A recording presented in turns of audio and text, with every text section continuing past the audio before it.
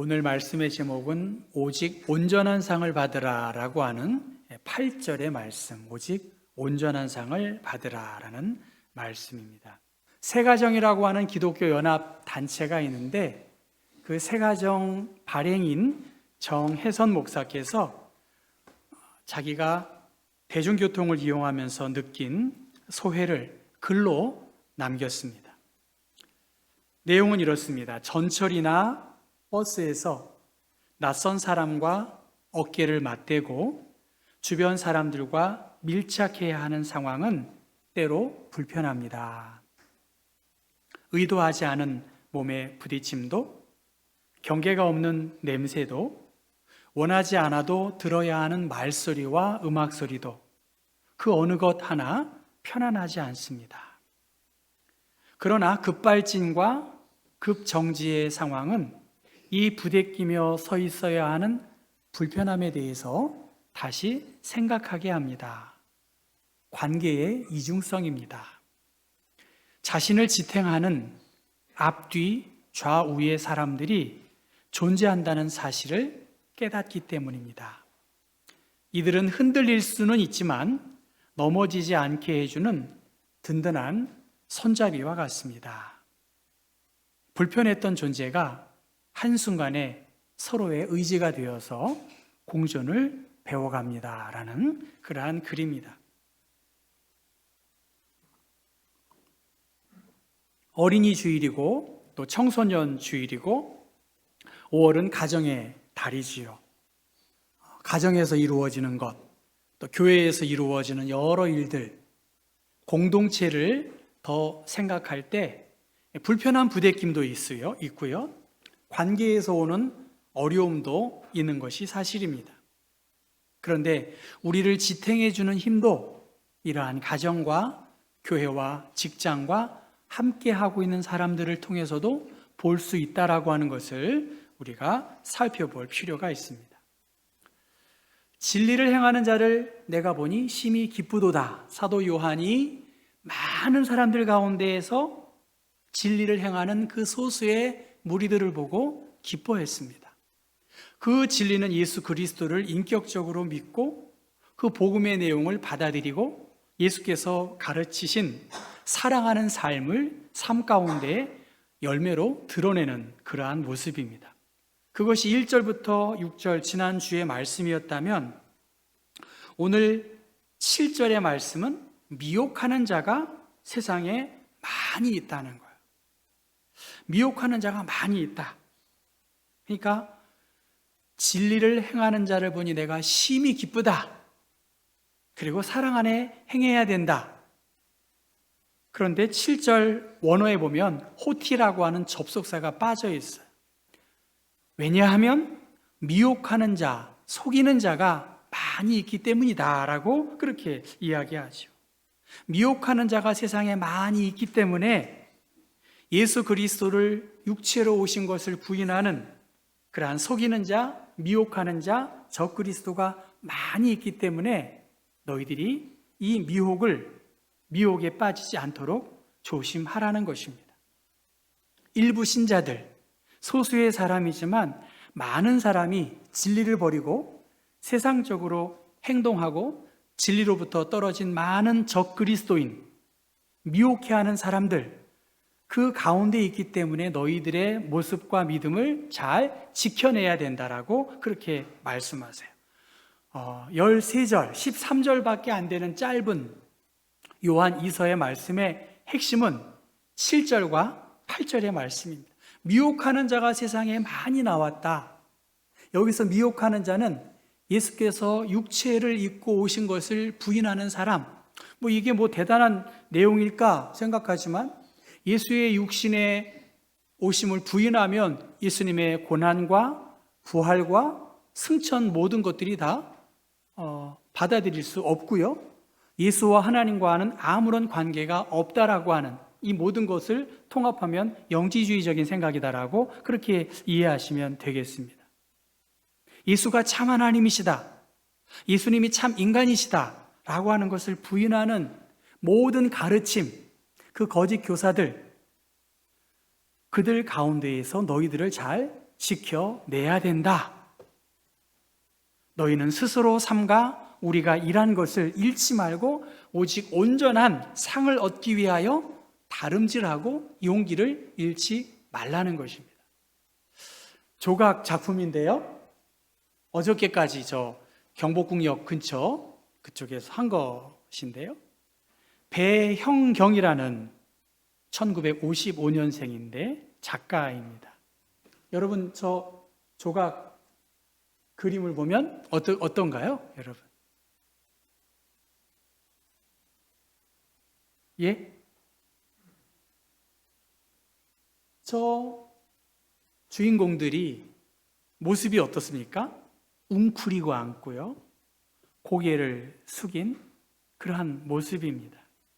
삭발한 머리, 고개를 숙이고 움츠린 자세, 되게 가보니까 좀 쓸쓸하고요, 무겁더라고요.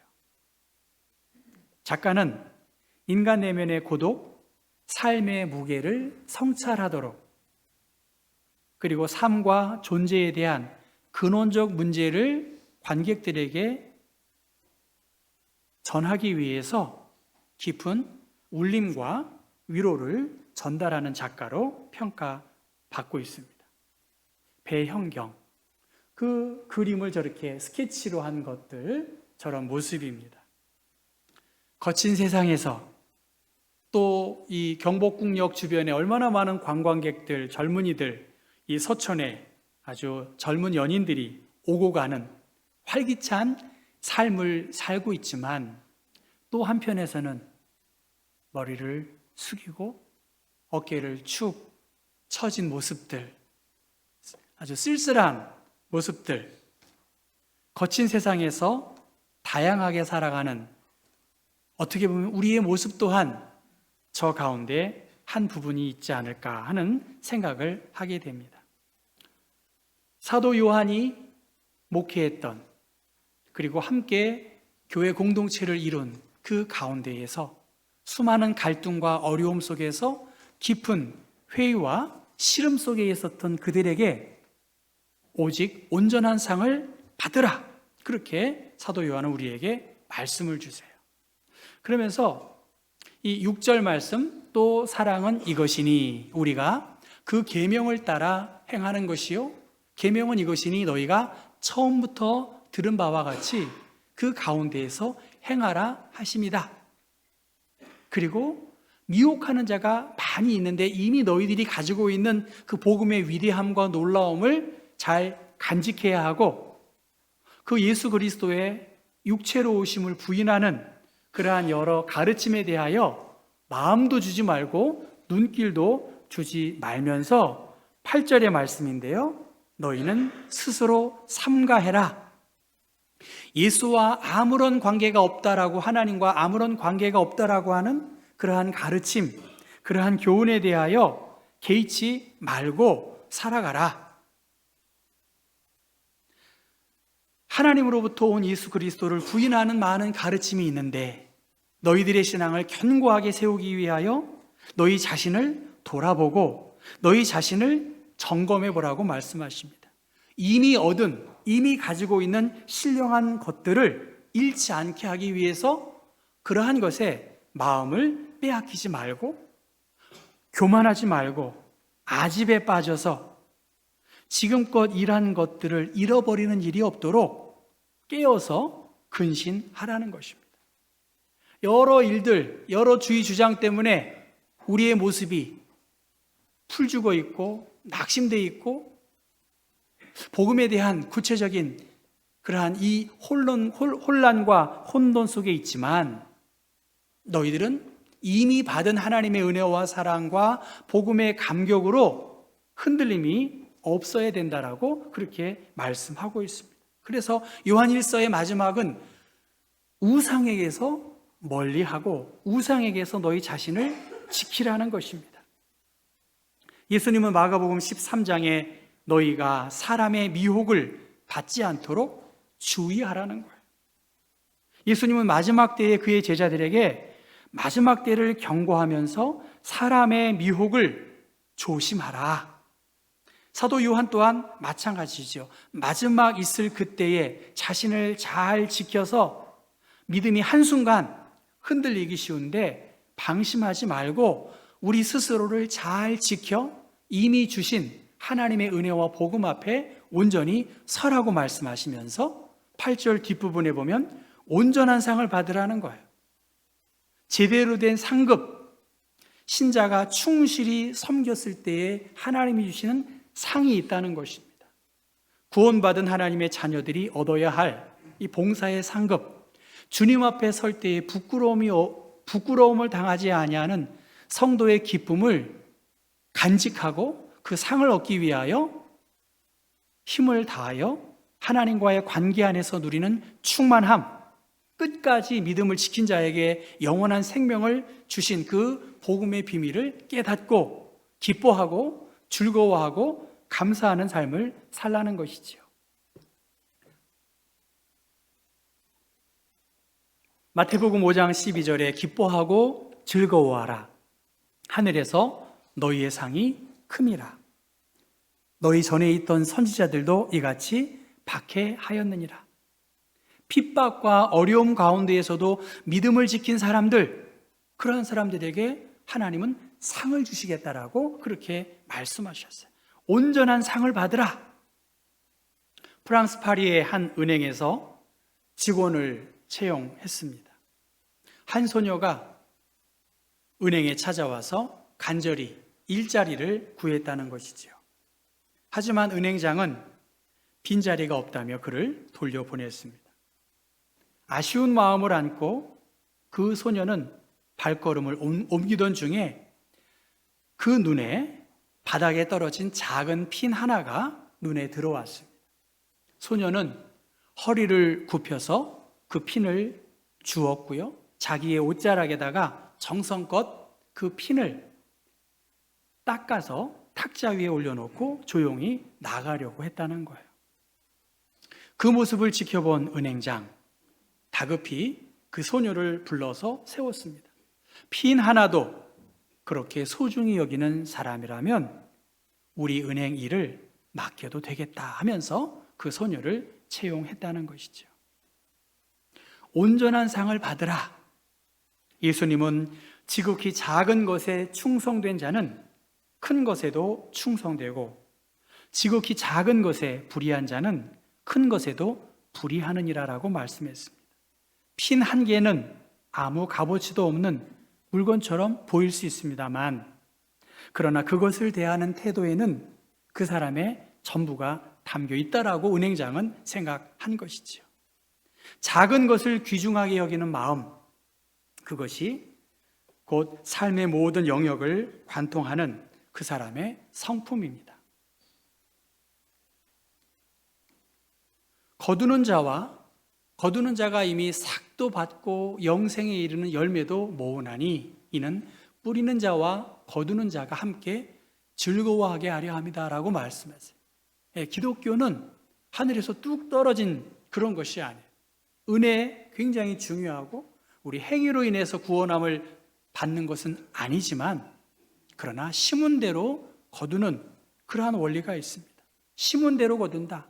심는 이와 물 주는 이가 한 가지이나 각각 자기가 일한 대로 자기의 상을 받을 것이다라고 말씀하세요. 성경은 계속해서 요한계시록에 말씀하고 있습니다. 작은 자나 큰 자든지 주님의 이름을 경외하는 자, 그에게 상을 주시겠다라고 말씀하셨어요. 주님을 경외하고 주의 이름을 부르는 자에게 하나님이 예비하신 상을 주시겠다.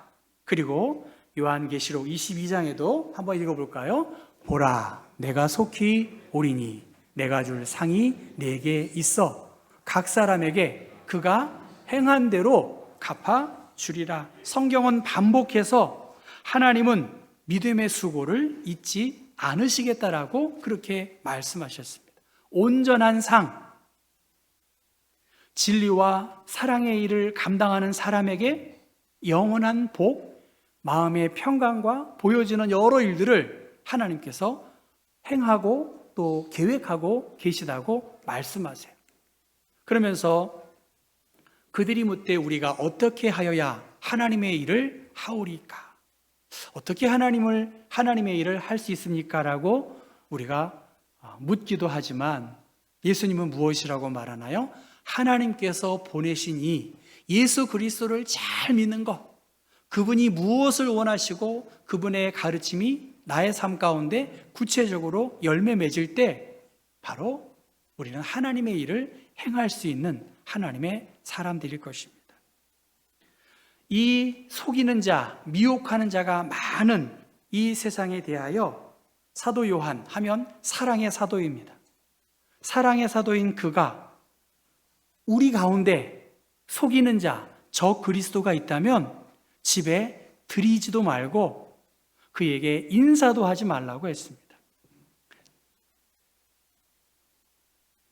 당시에는 환대라는 문화가 있었습니다. 그래서 순회 교사들, 순회 선교사들이 말씀을 오늘은 이 집, 다음은 저 집, 이렇게 순회 선교사들을 통해서 복음을 듣고 또 교제하고 함께 나누는 시간을 가졌는데 이 좋은 시간을 거짓 교사들이 가로채서 오히려 예수 그리스도의 복음을 무력화시키는 일들을 한 것에 대해서 누구든지 이 교훈을 가지지 않고 너희에게 나아가거든 그를 집에 들이지도 말고 인사도 하지 말라고 아예 관계를 끊어버리라고 그렇게 말씀하고 있습니다.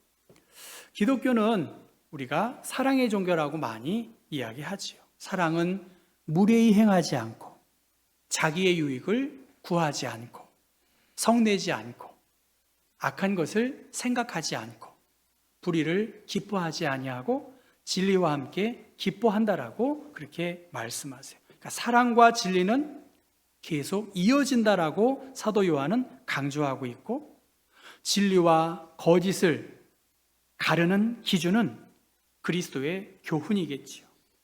우리가 이미 가지고 있는 이 복음, 그것을 고리타분하게 생각할 필요도 없고요. 또 새로운 여러 생각과 주의 주장이 우리 주변에 있지만 사실은 해 아래 새 것은 없습니다.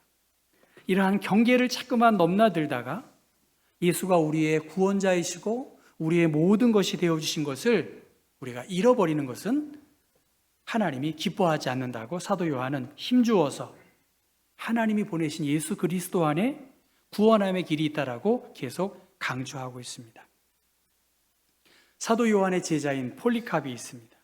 그 폴리캅이 자기의 스승 사도 요한을 이렇게 평가합니다. 내 스승 사도 요한, 그는 그가 가르친 대로 사셨다. 그렇게 이야기하고요. 그 예로 요한이 어느 날 공중 목욕탕에 갔더니 당시에 거짓 교사였던 캐린투스라는 영지주의 교부가 그 목욕탕 안에서 목욕을 한다는 이야기를 들은 것입니다.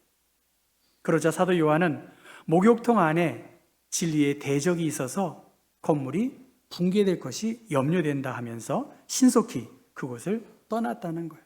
다른 말로 말하면 위대한 사도인 사도 요한은 속이는 자, 미혹하는 자와 한순간도 함께하지 않겠다는 그의 삶을 구체적으로 보여주고 있습니다.